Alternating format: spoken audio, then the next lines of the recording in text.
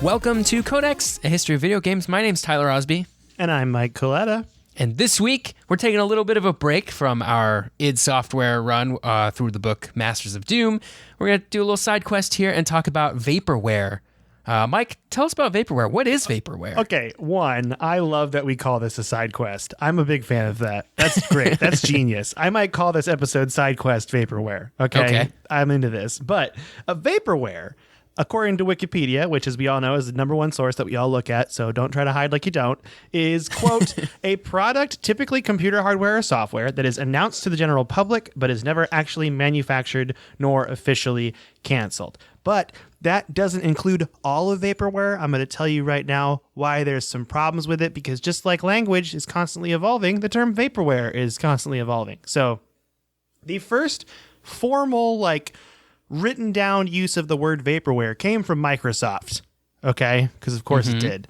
When Anne Winblad, who was an engineer at Microsoft in 1982, she was the president of the Open Systems Accounting Software Division, wanted to know if Microsoft was going to stop developing for its Xenix operating system. That's Xenix, Xenix. And so she asked these two programmers, or engineers, I guess, John Ouellette and Mark Ursino, who said, yes, the development on Xenix has stopped. And then one of them told Anne, quote, basically it's Vaporware. And then he just invented the term right there. Oh, she invented it. She invented the term because the idea was it's like selling smoke is what they put as in quotes, implying that Microsoft was selling a product that soon would not be supported. But that's changed. That was then later published in a magazine, a newsletter called Release 1.0. Esther Dyson told this story and called the story Vaporware, and that's when the term became really big. That was in November 1983. And pretty much Vaporware, though, throughout history has been changed now to the definition that Wikipedia gave, where software that is announced to the general public but has not been released or canceled, to also software that doesn't exist or never existed to begin with. That's kind of a wider base of it, because we're actually going to talk about games today that could very well still come out. And a prime example of one that very well did come out is Duke Nukem Forever was Vaporware for the longest time. And they worked on that game for 13 years or something. Yeah, and it came out and it was bad. That's how it's been described. But let's get started with some modern examples. And there was actually a slideshow on IGN. I was looking up, trying to find videos of top Vaporware on YouTube, and there really wasn't a ton except ones that would go deep dive into certain ones. And IGN has a slideshow called 18 Games That Seemingly Vanished. And while there were a lot of games on that list that were 2 years since they've been announced, so I don't think they count as Vaporware yet, I feel like you got to give a game 5 years before you start thinking it's Vaporware. And it depends too, because if it gets announced and then you just never hear about it again, I think maybe I'm willing to shorten that time period. If you hear about a game and then 2 years later they've literally said nothing more about it, then maybe it could start to be feeling like Vaporware. But if they've been talking about it the whole time, just taking 2 years to make a game is fine, Yeah, and that's fine. I guess it really is talking about it and telling people what's going on. But as we're going to see in a lot of these games that I'm about to mention, they keep just stalling it out until eventually people just forget about it and they're like, I wonder what happened. This first game, though, is actually not on IGN's list, and this is the one that introduced me to what Vaporware is, and it's kind of recent. It's Star Wars 1313. Oh, yeah. This one hurts really bad. Yeah, so this game is essentially the story of a young Boba Fett, not always Boba Fett. In the early stages of the game, it wasn't Boba Fett. We'll talk about that in a minute. And you start your career as a bounty hunter, and you're on the underground level 1313 of Coruscant. That's where you're at. And this game actually looked really cool. There was a demo that I would only describe as being super Uncharted-like. In fact, I think this is kind of where Fallen Order came from, was this game. But it originally came, it was announced at E3 2012. So we're talking 8 years. Dang. Yeah, and the game was essentially doomed the moment that Disney bought LucasArts. That's the moment that we all know that essentially when Disney bought LucasArts in 2013, all LucasArts products were put on hold. They were shelved. Oh, wow. Yeah, everything they were working on was just shelved, and some of it got kickstarted again, and some of it did not. And when I say kickstarted, I don't mean like a Kickstarter campaign. I mean Disney was like, yeah, let's start it up again. There was a small beacon of hope, I will mention, in 2015 when Lucasfilm president Kathleen Kennedy stated that they loved the concept. She called the concept art unbelievable. And also looking at that game, Star Wars 13, and then a TV show that also was never released called Star Wars Underworld, they thought this is something they should work on. And, quote, something we're spending a lot of time looking at, pouring through, discussing, and we may very well develop those things further. But that was in 2015, and it's been 5 years, and we haven't heard anything.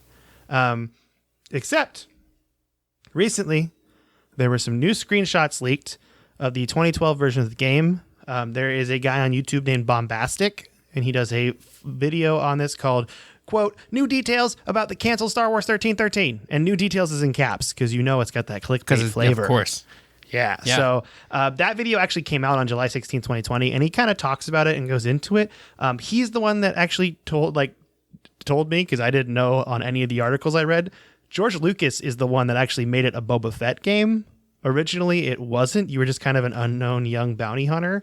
But he describes the story as not being really all the way fleshed out and kind of weak. And then George Lucas is like, let's make it about Boba Fett, And and so what's funny is if you look at those screenshots and watch old models, it's definitely the character Starkiller from the Force Unleashed games is who they used in those screenshots as just a fill-in player model, because they didn't even have the character designed yet. Wow. Yeah. So there was a 2016 animation test of the game that was leaked also, and that showed that this is Star Wars Uncharted. It's just straight up like cover shooting and like rolling out of cover and rolling into cover and blaster, and then rolling out of cover and rolling into cover. The one cool thing about that animation test, though, is there was going to be a hip-hop loving droid sidekick named 8DHD. That sounds fun. Honestly, that game sounds very fun. I would play Star Wars Uncharted. Yeah, everything about this game looks super cool. The only thing I will say watching it, and it's because it was a very early version of the game, I think, but the shooting looked crazy clunky. Like, I think if they did it now, it would actually be really fun.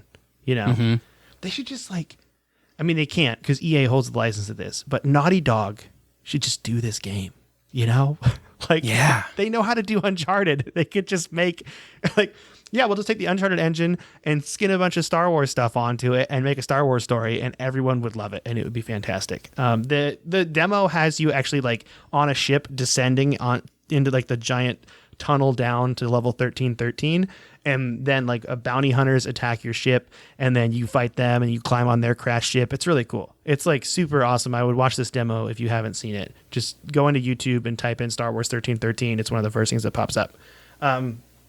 We did, however, get a glimpse still of Star Wars 1313, and it was in the final season of the Disney Clone Wars animated series. They go to the level 1313. And then on top of that, in the Star Wars prequels, they are in Coruscant at one point, and while it's not in the underground, it is 100% what the underground would have looked like. They based all their concept art, it looks like, off of those prequel scenes. And it's you can put them next to each other and be like, oh, that's it, Very Star Wars underground Blade Runner-y. But I personally think that we will probably end up seeing a Mandalorian game before we will see a Star Wars 1313 game, only because everyone loves Mandalorian, and I think that's more markety for them, Yeah, right now. That makes sense. So they never officially canceled 1313? They never, it was just shelved, quote unquote. Oh, that's right, yeah. So people think that either they're hopefully going to have, when EA makes all these games come out, because EA's pretty much been we're going to double down on Star Wars now that Fallen Order works so well. And we know that single player adventure games are things people want, which of course, all of us are duh, but marketing people were we can't make a Star Wars battle royale, that kind of thing. But I think we could maybe see it in the future, but it's still a long shot. The next one, though, is definitely a game that I think we will be seeing in the future, and that is Beyond Good and Evil 2. So since this was announced in 2008, it has been 12 years So, and there's no game. That's a long time. Yeah, very long time. So there was a trailer for a possible sequel to Beyond Good and Evil by Michael Ansel, who's the person who made Beyond Good and Evil. And that footage was leaked in early 2010. And then the sequel was in development. Everyone was super into it. Development was still active as late as 2012. And then it even said that they were juggling between Beyond Good and Evil and Rayman Legends, and it was kind of slowing down the whole process of Beyond Good and Evil 2. And while they what ended up happening is Ubisoft confirmed the game was being worked on in 2014. Ansel then reiterated that in 2016. But then after 8 years of no game coming out in 2016, pretty much everyone was just like, oh, this is done. Yeah, Vaporware. But then at E3 2017, they confirmed that Beyond Good and Evil 2 was in pre-production. Oh my gosh, we're so excited. Took them 10 years to get it into pre-production. Yeah, and then there were talks of a beta in 2019, and then nothing happened. And it's 2020, and no one knows what's going on. They don't have a release date for Beyond Good and Evil 2, obviously. All we know is it's probably not going to come out in 2020, and people think because the fiscal year for Ubisoft ends on March 31st, 2021, it's going to hopefully be released in 2021, but that's all speculation. No one knows what's going on. I hope so, man. When games take a long time to make, that's not a good sign. Yeah, and Beyond Good and Evil, actually, I never played the first one. Did you play the first one? No, not really. It's kind of a third-person open-world RPG, and I from what I understand from researching, the second one was just going to be even bigger and super awesome, and then on that current generation it was going to be it was very much hyped to be a really cool RPG open-world game, and then it just crickets, Yeah, I think people really liked the original. I think it had a cool story and characters that people liked. Yeah, I think it'll still come out. It's just a matter of when, and it's probably, I mean, I can only imagine that the circumstances of the pandemic this year have made it so that I'm sure it's even later now. The next game we've been waiting on for 7 years, and it is called Deep Down. And Deep Down was, at the time, next gen, a dungeon crawler. It was a Capcom game in 2013, and it was going to be a PS4 exclusive. Okay. And after 7 years, Capcom has yet to release or cancel officially Deep Down. So it is the definition of Vaporware. It is still floating in the ether, I guess. Presumably still under development, but no one's heard anything about it for a long time. So where is it? So in 2013, they announced it. They still filed a second trademark for it in 2015 for Deep Down. There was supposed to be a free-to-play beta in Japan in February 2014. That never happened. It was delayed, and then it just never came out, which is a very big pattern I've seen with this Vaporware. In February 2015, Capcom, this is their quote. They said, quote, "Concerns about it not being able to capture an audience." Is what they said. They were concerned it wouldn't. It sounds to me like, whoops, my game's bad. I gotta fix it. That was in 2015.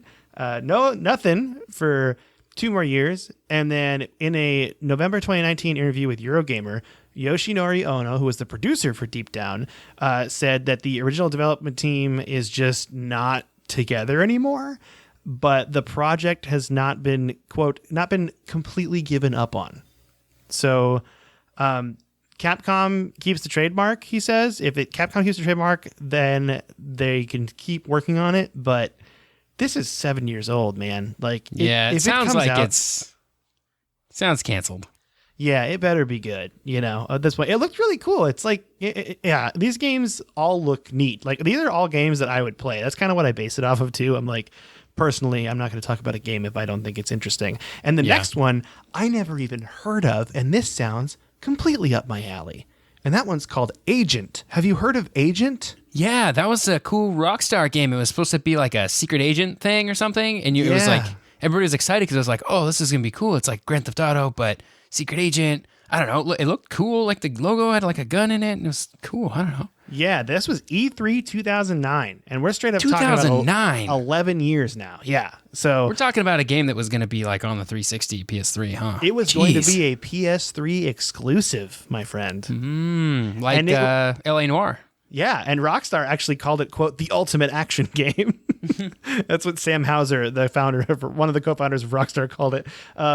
Agent was going to be, like Tyler said, a spy game, espionage, and it was during the height of the Cold War at the end of the 1970s. So it was going to be a period piece, I'm presuming open world, we don't even know that much, game about being a secret agent in the 1970s. It sounds awesome. The release date never was announced. But during that E3, but they said, oh, it's potentially like 2010 is what the Rockstar website hinted at.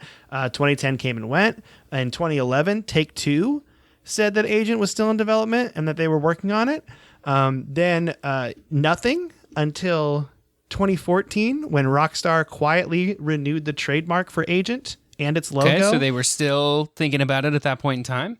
And then crickets until 2016, where they once again renewed the trademark for Agent and its logo. See a pattern here? And then in 2018, the trademark was not renewed. Ooh. So a lot of people think this game is dead. It just was, again, never officially, like, I guess you could call it officially abandoned if they didn't renew the trademark. But the way we kind of know it's dead is two people that were anonymous told Polygon that some of the missions and like locations from Agent definitely just ended up in Grand Theft Auto 5. Oh, well, that's cool. At least they got to reuse some stuff. I don't think we'll ever see Agent, but I think we will just play Grand Theft Auto 5 and be like, was this it? Was this the moment? That's funny that the website still exists. Like, I wonder why game companies choose to not officially cancel a thing. Like, is there still a group of people in there that are like still working on this, or maybe? I mean, and that's the kind of the thing. Like, everyone thinks it's canceled because the trademark was abandoned, but maybe like is anyone really competing for that trademark? Probably not. Rockstar has never officially canceled the game, and like you said, the website's live. Like, that's a big part of it. Is the web page is still there? They're still paying for it. They're strange. It's weird. I want to kind of go out of order before I do the next one. Do you want to do your game, and then I'll do my last game, and then you'll do the big one? The final. Okay. All right. Well, the one I want to talk about is one that I think is a bit of a heartbreaker for many Blizzard fans. I'm talking about StarCraft Ghost. Did you hear about StarCraft Ghost? I did hear about StarCraft Ghost. I remember watching the trailer for it. I remember being hyped for it and then forgetting because it was 2002 when I was a child. Yeah. So StarCraft Ghost was announced in 2002, and it was going to be like an action game set in the StarCraft universe. It kind of looked like it was like this neat third-person shooter with some cool stealth mechanics. But the game was delayed over and over due to development issues. It seems like the studio that Blizzard had contracted with to develop the game didn't end up working out because they switched midway through development from a studio named Nihilistic Software to another studio called Swingin' Ape Studios. It's interesting because when people ask Blizzard, they said, like, oh, did Nihilistic, were they making a bad game? Did they fail? And you're moving on to a different company to help you make this game. And all they said about it was Nihilistic has delivered the things that we've asked for, which is like a really nice way of saying, I assume is a really nice way of saying, like, yes, they did everything we asked them to, and it was bad. So we decided we didn't want to ask for any more of them. Yikes. Yeah, I mean, I've been there. Yeah. It's a rough place to be in. Yeah, so I think maybe there just wasn't like a clear vision for the game. And this was like a really weird point in time, both for Blizzard and for the gaming industry as a whole, because at this point in time, a couple years after Ghost was announced, it was like delayed into 2003 and then into 2004 and then into 2005. And that's kind of normal, especially for a Blizzard game to get delayed a few years. You don't really bat an eye at that. But something happened at the end of 2004, and that was the release and the meteoric rise of World of Warcraft. Ooh. So, yeah. And it took, because that game just like, I'm sure they thought it would be successful and they thought that they had like a good game on their hands, but I think they just didn't realize how quickly and how big it was going to get. So the company had like a ton of shifting priorities then between both World of Warcraft and StarCraft 2 was deep in development at that point as well. And that StarCraft 2 eventually came out in 2010, I want to say. So It took a long time to make that game, but it was definitely in development around the time that WoW was becoming big. So Ghost kind of fell to the wayside because they had to make priority changes of like, well, we got to get a bunch more people onto WoW and people onto StarCraft 2. And then after several more delays, it kind of became apparent that the game wasn't going to make it in time to still be relevant for that current console generation. So it was announced in 2002, which makes it like PS2, Xbox, GameCube era, right? Firmly that. It's a great era. Yeah, I agree. But once you start to get to the end of 2005 and into 2006, like you're really moving into that next generation. Like the 360 came out in late 2005, the PlayStation 3 and the Wii came out in late 2006. So by that point, if you're making a game for the PS2 and the Xbox, you're going to have to kind of rework the whole game to make it relevant for that new console generation. You got to, technology things aside, like porting a game to a new thing, you got to redo your art because you want it to be better and to take advantage of those new systems. Like games have just gotten different and better from a design standpoint, so you kind of need to modernize in that sense too. Yeah. And like, why would so they were basically going to have to start over. I think this is me speculating. I'm assuming at this point in time, they would basically have to start over both from a tech perspective, from a gameplay perspective, and an art perspective to get this all up to speed. And why would they do that when WoW is a certified hit and StarCraft 2 is like really crushing it on development? And that game was going to, when it came out, it was a hit too. So I think it was just like, they were like, this is just the wrong time. It took a little too long, and then it just kind of got set aside for these other big games and for these other systems. So do you know RIP StarCraft Ghost. Yeah, do you know how cool it would be though? Like with this game, like with StarCraft Ghost and like Agent, like if all of these games like came out 5 years from now, you let people forget about it, and then you do put the time in to make it like up to date and make it good, because they're not, I feel like Blizzard's not really in that now. I mean, they got WoW, they got Overwatch, but I feel like they could still, like, especially with Activision behind them, like they could find people to help like make this game a thing. That'd be cool. I don't know. They're working on Diablo 4 as well, so. Yeah. Is that the one that's the phone game? No, that's Diablo Immortals. That's a separate game. Good. It's probably a microtransaction. For it's funny because it's a Diablo game, but it's microtransaction hell. Yeah. It's fun. Got 'em. Anybody? Hey, boom. Hey. So StarCraft Ghost was never officially canceled, but it was put on an indefinite hold. Although there is an interview with Mike Morhaime, who's the CEO of Blizzard, in 2016, where he mentioned he was like sort of listing off games that they had canceled that were hard. He was like, it was hard when we canceled Warcraft Adventures. It was hard when we canceled StarCraft Ghost. But that always leads to a better product or something like that. And so in his mind, at least, the game is canceled. It's not, there's no one working on it. It's done. It's, who knows if they want to pull it out of cancellation, but in his mind, it's over, and he's the CEO. So I think he knows what his games are up to. So that kind of confirms that the title was at least canceled internally, even if they never officially announced it. But there is kind of a fun postscript to that story. Earlier this year in January, a playable version of StarCraft Ghost leaked onto the internet. What? You can find it. Like, it's not legal, obviously, and it's been taken down from many websites. But if you know what to search for, you can find it. It's an Xbox version of it, and I think you could load it up on a modded Xbox probably and check it out. I'm sure it's super buggy, not great, probably not very fun, but it exists. And there are some videos on YouTube that you can watch too of somebody playing it, and I don't know, it kind of looks neat.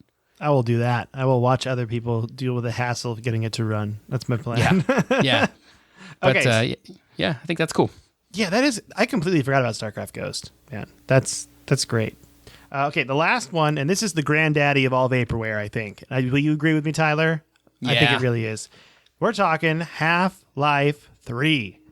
Yeah. So the source I'm using for this, there's a techradar.com, essentially update article that they just keep updating about Half-Life 3 rumors. And it has a lot of stuff on there, which is great. I think this is probably the most famous vaporware game of all time, definitely. And while it definitely doesn't count as vaporware because it was never formally announced as Half-Life 3, it was Half-Life 2 Episode 3.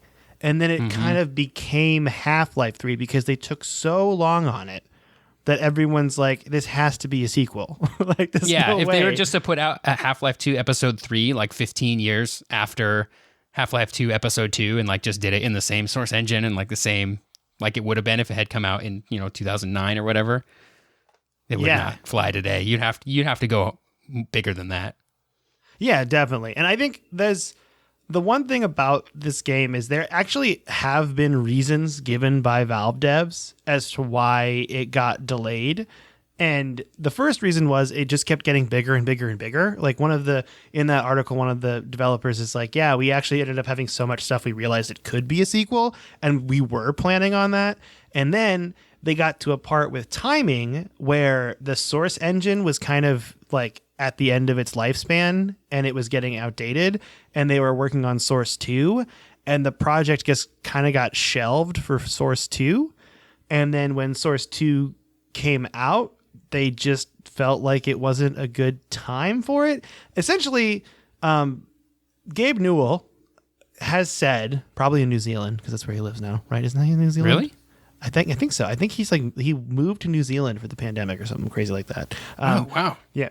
Quote, Half-Life games are supposed to solve interesting problems. And he said that Half-Life games aren't, quote, there to make the quarterly numbers. And he wants Half-Life to have an impact. Like all their games, they've usually have been on like the cutting edge of technology, you know?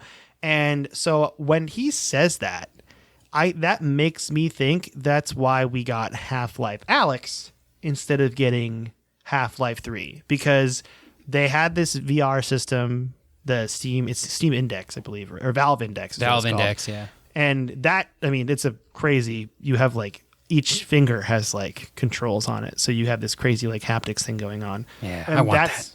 I do. I want it so bad too. I've also never played Half-Life Alyx. So I think that's where they went, like we could see that's where Valve went with Half-Life, you know? And I think Half-Life 3 is definitely something that could still happen, but we're going to need to see some sort of breakthrough in technology from Valve to make it, they're done with your classic first person shooter, I think, but like they had the physics mechanics in 2, which are really cool, like the gravity gun and all that stuff. It's got to be something like that, I think, for 3. Yeah. Yeah. So, you know, we got to have a reason to go back to Ravenholm. So that's what we want.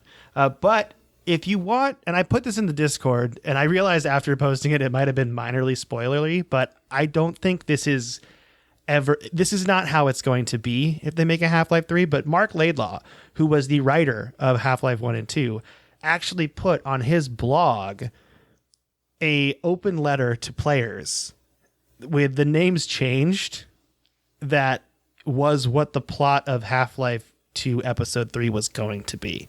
That's cool. I put that in the Discord, but I just want to read how it opens because it's really funny to me. He goes, "Dearest player, I hope this letter finds you well. I can hear your complaint already. Quote, Gordon Freeman, we have not heard from you in ages. Well, if you care to hear excuses, I have plenty. The greatest of them being that I have been in other dimensions and whatnot, unable to reach you by the usual means.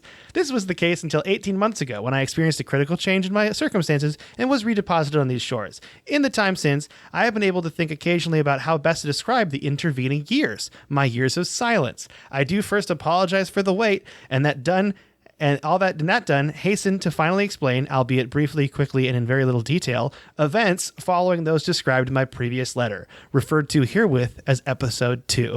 So he's pretending to be Gordon Freeman, not Freeman, Freeman. And he like changes all the characters' names to different things, and it's really funny. And there's actually a version of this where the person just takes his text and changes all the names to who they actually are in Half-Life. So it's it's more of like a description of what Episode 3 would have been. I think he had to change the names for legal reasons, but I don't want to say what happens because I've read it, but I don't want to say what would have happened, even though I really don't think if a Half-Life game was going to come out, things would happen that way. You know, They're not going to have the exact same story as what Mark Laidlaw wrote in this open letter. There's no way. But I thought it was fun, and it's a fun thing to read if you're like really itching for Half-Life stuff. I think there's some mod groups trying to put together a Half-Life 2 Episode 3 based on that too, which is kind of neat.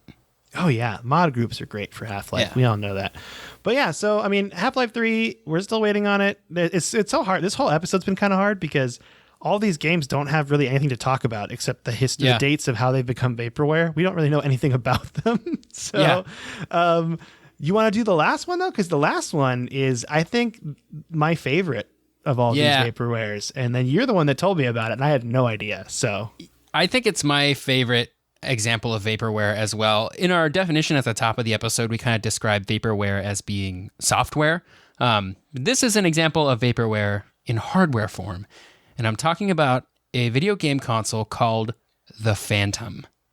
And I remember this saga kind of when it was happening. But so a company called Infinium Labs was founded in 2002 by Tim Roberts with the promise of a brand new digital-only console that would play PC games. It was called the Phantom, and it was going to be great. It'd bring another competitor to the console wars while also destroying PC gaming in the process. I remember around this time that magazines were constantly talking about how great consoles were and how PC gaming was clearly dying. Maybe some other people can back me up on this point in time, but like there was a very real period of time from like 2004 to like 2005, 2006, where like everyone was convinced PC gaming was dying. We're all just going to be console gamers now. Never happened. Could they have been more wrong? Yeah. But the Phantom was supposed to be like the final nail in the coffin there. You'd buy a Phantom and you'd be able to play the games included in their revolutionary subscription service, which was ahead of its time, kind of. Like it was Game Pass, but 20 years ago. So, and it would play older PC games as well. Like that was kind of its deal, was that it was a PC that would play Phantom games made specifically for it, but also other PC games that they would, I'm sure, would sell on their store or, have as part of their subscription. So the console was going to release in 2004. And then it didn't. And it was just continuously delayed. 2006, 2007, it never materialized. We never really got any specs, just that it was going to have an Intel processor and an NVIDIA graphics card and controller ports. You're like, okay, cool. But by 2007, a whole new console generation had started, and the Phantom was nowhere to be seen, which is kind of funny considering the name, the Phantom. Yeah, this is also, I'm like, is it a joke? That's what I was wondering. Well, yeah, and so let's talk about that. So what happened? Well, there's speculation that the Phantom never existed. Even its E3 demo in 2004 was rumored to be completely faked.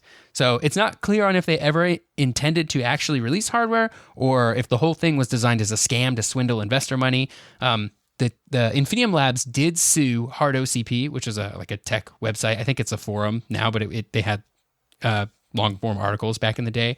And they had published an investigative piece on Tim Roberts, who had been at the head of several failed companies in the past. It kind of seemed like the guy had just been taking investor money, living some awesome lifestyle, and then bailing when the companies went broke. And it kind of looked like maybe he was doing the same thing with Infinium Labs and the Phantom, because when they called these other companies that he worked at, they just got like his mom and his brother, who were, I guess, operating. They were in on these schemes too. I don't know exactly what was going on there, but it was like very much, you could tell he didn't really have a whole lot of backing except for his family. So RoccoW went to the address that they had listed on their website, and there was not a building there. It was just like a strip mall with the mailboxes, etc. That had their PO box, and they were like billing it as their office. And they changed addresses a few times, and RoccoW always went out to see the new place, and there was never anything there. So that's pretty sketchy if you ask me. So yeah, and they just never put anything out. Like eventually we just kind of stopped talking about the console. They stopped talking about it. They did eventually put out a product called the Lap Board, which was kind of a keyboard and a mouse setup that you were supposed to be able to use on your lap, I guess, so you could play PC games like from the couch or something, which it actually seemed to work okay. It got some decent reviews. It was like kind of neat, I guess. But the console never came out. And so we never got our fourth competitor to Microsoft, Sony, and Nintendo. It's kind of a bummer. I watched the video on this too, and the funniest part to me about this subscription service is you would get the console for free, which is like, what? Oh my gosh. Oh. But you had to commit to a 2-year subscription of $30 a month. Oh, Microsoft's doing that right now. Yeah, but the way it worked was you would get like $30 worth of games each month. Like they said, you would get one game a month with a value of $30. It was like $29.95 or something like that. Sure. But then someone added it up, and it's like $30 for 24 months. That's like $720 that you're charging people. So it was a terrible deal. And there actually did have a couple prototypes of this end up going out into the public and being like picked up by collectors, and it was just a really underpowered PC. Oh, that's too bad. Yeah, there's a video of this guy at QuakeCon taking one and smashing it with a hammer and then opening it up and showing everyone what the parts were and how it was dang. just... That thing would be worth money nowadays, I bet. Oh, yeah, now it's worth money. And there actually was a guy that actually had another one where he sold it to a local game shop, and they were like, yes, we want it. Because it's like a piece of that's cool. I never heard that. Yeah, it was a video I watched on it online because you told me about this, and I had no idea. And I'm like, how did I miss this? But there's so many, and we get a lot of requests for it on the Discord and just in emails, too. We are going to do, I'm sure, at some point, an obscure consoles episode because there's so many. There's so many weird ones. And this is just one that I don't think we could include because it technically never was a console, Yeah. But Tyler, what you been playing though? Well, for the last couple of weeks, I've really been exclusively playing World of Warcraft at this point. That's true. Last week, I think I talked about it. I talked about playing Tony Hawk last week, and I think I haven't really played it since because I finished both campaigns because I crushed it at Tony Hawk. So I've just been really putting the time in on World of Warcraft, trying to get ready to raid. Maybe we'll get leveled up in time to do some of the Battle for Azeroth raids. I think that would be fun, or at least to do the 5-man mythic dungeons. But I want to be ready for when Shadowlands comes out because I think we're going to have a whole crew of people to play with, you included, Mike. I'm so excited to join the World of Warcraft. I mean, I'm in it right now, but really I feel like I'm not really in it because I'm not there at the highest level. Yeah. Well, how have you been enjoying it? Like, do you like it? You having fun? I enjoy it. I actually almost like chilling and turning on a podcast and questing more than the dungos. That's kind of what I did today, actually. I just kind of sat there and I just put a podcast on, did some quests, and ran dungeons. Yeah, the dungeons. The dungeons are just like, because I'm tanking right now, and there's a lot of pressure. Oh, that's true. I don't want to goof it, and so I think what I'm going to do, and I talked to Tyler about this last night. I think I'm going to end up boosting a separate character that's like DPS, so I can just take that pressure off me and then just melt things with my magic. Yeah, that's what I really want to do. So that's definitely an option. I've enjoyed it. I actually just got to the island that has the Lich King on it, Northwind. Is that the island? Northrend, yeah. Northrend, that's it. And the floating city, which is really cool. So it's been really fun. I think to me the coolest part about this game, and it's a really weird part to think it's the coolest, I loved taking the tram to the dwarven city of Ironforge from Stormwind. Yeah. And I love that to take a boat from somewhere, you just seriously hop on a boat and you can miss it. Like it comes at a certain time, and if you're not there on time, you can miss the boat.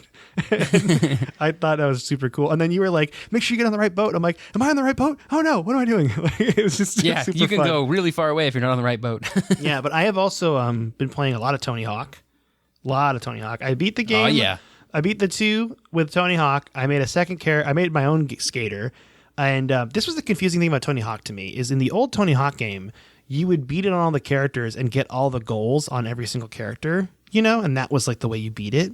And once you beat and get the goals the first time on that first character, you just get the stat points after that. And what you can do instead is go into that ranked mode on the right, and you do speed runs of getting all the goals as fast as you can. Really? I have not attempted any of the ranked online stuff. Is it cool? It's kind of cool, man. I got a couple scores where I'm like 5,000th or 3,000th on score in like certain parks, which I feel like a lot of people play the game, so I feel like pretty good numbers. What system are you playing on? I'm playing on Xbox because I got it on Xbox because I was like, maybe I'll play with my buddies, and it's fine. It's actually it's been pretty great, and I'm really enjoying it, and I'm still collecting certain things, and my creative skater looks absolutely ridiculous. He's got like a giant Wyatt Earp mustache, and I just covered him in tattoos and making more ridiculous outfits. It's pretty cool. I really like the game. There are secret characters I haven't unlocked yet that I need to get. Each Tony Hawk 1 and Tony Hawk 2 each have their own secret character to get. And I haven't done that yet. But I think I need to do that too still. Maybe I need to fire back up. Yeah, it's fun. I'll play. What did you get it on? Did you get it on Xbox? I got it on PC. Oh man, yeah. I was gonna say because I heard that multiplayer like you can play with randos. I just haven't done it yet. But like there's like a horse and then there's like a jam. I don't know what the jam is. I think it's like a bunch of multiplayer modes smashed together. But yeah, so it's pretty cool. I like that. I've been playing Outer Worlds still, just taking slow sessions of that game, like an hour or two at a time. I've been playing Apex. I've been playing a lot of games this week. I did also, and it's not going to come until after, not next week's episode, but the week after is when I'll be able to talk about it. I bought that Ring Fit for Switch. Ooh, I'm excited to hear what you think of that. I think it would be kind of fun to do a workout games episode. Oh, that's a good idea. Like a fitness video games. And I'm only saying that because the Wii Fit fat shamed me as a high schooler, and I want my revenge. That's what I'm saying. But I got an email to read. You want to read an email? Sure. Would you like to read it, or would you like me to read it? You can read it. All right, it's from our best friend Mo. Mo says, "Hey Mo. dudes, it's Mo. A few episodes ago, Mike briefly commented on how spoilers can just be inevitable part of a history podcast. I agree completely. I also think you have done a great job trying to avoid major spoilers, or at least giving fair warnings before the big story spoilers. Thank you for all the cues in the Metal Gear Solid episodes. I just wanted to say, I hope you don't feel like you need to dance around spoilers, because I think most of us listeners agree and understand that some spoilers are just the nature of a history podcast, as Mike mentioned. This series on id has really stoked my interest in playing some of those classic PC games. I'm currently playing through the Keen series, almost done with episode 2. It's super fun and charming. I can't wait to play Wolfenstein 3D and Doom again. It's been fascinating to learn about all these game breakthroughs that came from this crazy bunch of pizza and Diet Coke fueled weirdos." It's true. The Romero and Carmack duo reminds me a lot of Paul McCartney and John Lennon from the Beatles. Two creative geniuses that eventually need to part ways. I think it's just human nature for exceedingly creative people to struggle to compromise on their vision in order to collaborate. Also, as genius as he is, working with Carmack sounds like a major pain in the spider butts. I completely agree. Yeah. Interestingly enough, Tom Hall kind of fits the George Harrison mold, another creative mind that seems stuck in the shadow of the leading creative duo. It really seems to be the Beatles of 90s game development. I think that's a really good way to put it. Yeah, it's a good comparison. Is Adrian Ringo? Is that what you're saying? Just a gore obsessed Ringo. Mo goes on to say, "I hope your WoW adventures are fun. I leveled up a free starter account a few years ago and ran some dungeons. Even though I struggled to get going with MMOs, I honestly think I could get really sucked into WoW since I love the lore and the huge 3D world. But I'm just too cheap to pay the monthly subscription fee." Just a side note here, that's 100% why I never played WoW. Like in high school, all my friends were playing it, and for some reason, a subscription fee just made me be like, I don't have the money for that. Like, I can't. I was like, this is stupid. There are plenty of games to play that don't have a subscription fee. Exactly. Yeah. So Mo goes on to say, "Free-to-play gaming has really spoiled me. Looking at you, Hearthstone and League of Legends, hundreds of hours into those two. I may just hold out for the day if it ever comes when WoW goes F2P. I won't hold my breath." It is free-to-play for the first 20 levels, right?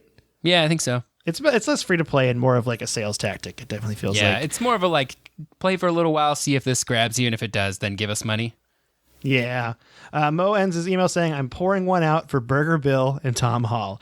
Also, rip Mitzi the cat, the real casualty of Doom. You deserved better." I so strongly agree with that, Mo. Yep, fully agree. Spider-Butts, Mo. Yeah, if you want to send us an email, you can go to codexhistorypodcast@gmail.com. Thank you for the email, Mo. We all agree about Mitzi the cat. She really... the real casualty there. We got one review. Can we read it? Yeah. We got actually 3 ratings, but 1 new review. This is from Awesome Guy 822. "Bringing joy back to my gaming. 5 stars. Mike and Tyler are great hosts, super informative. You can definitely tell that this podcast is a passion product. It's a project. It so is. It's a passion project. I apparently can't say that. Passion project. Passion project. My boys and I love listening, especially when we go off on wild tangents that usually are the most interesting stories. Jaybird for life. Thank you, Awesome Guy 822, and also appreciating our tangents, because boy do we like them. Yeah, so next week we're probably just going to start right back up with id, but I like this whole, someone in Discord mentioned breaking up the episodes, and it actually might have been Awesome Guy 822, now that I think about it, but mentioned breaking up the episodes with other stuff, and I think it's fun for us to do too, so we're probably going to do it. I don't know how often we're going to do it, but we're going to just throw it in when we feel like something fresh. And I know Vaporware was on the list, so I was like, let's do it, and I'm in the mood for it, and Tyler wants to talk about the Phantom all the time. Yeah, I just can't stop talking about the Phantom. He's got a Phantom t-shirt on probably right now. I do, yeah. So weird. Anyway, but yeah, you can rate us and review us wherever you listen to us, except Spotify. You can just tell your friends about us in that case, because they don't have reviews. Or you can email us at codeccessorypodcast@gmail.com. You can tweet at us. I'm at Coletta. Tyler's at SneakerElf. And there's a link to our Discord on my Twitter page pinned to the top that you can use that should never expire. But if you want to send us an email too, I can just send you a link to the Discord as well, which is nice. But it's a lot of active conversation in there. Old man Ryan's showing off his collection. He finds the craziest deals, It's great. Everyone should jump in there. But I think that's it for today, right? I think we did it. I really feel like we talked about Vaporware. We nailed it. Thanks. Oh, I guess I should end it with this. If we missed a Vaporware game that you know and love, please let us know, because we could do a second one. There's so much Vaporware. Yeah. It's just coming out of the roof, House is full of Vaporware. It's bananas. But cool. Well, do you want to say bye to everybody, Tyler? Yeah, I can say goodbye to everyone. Bye, everyone.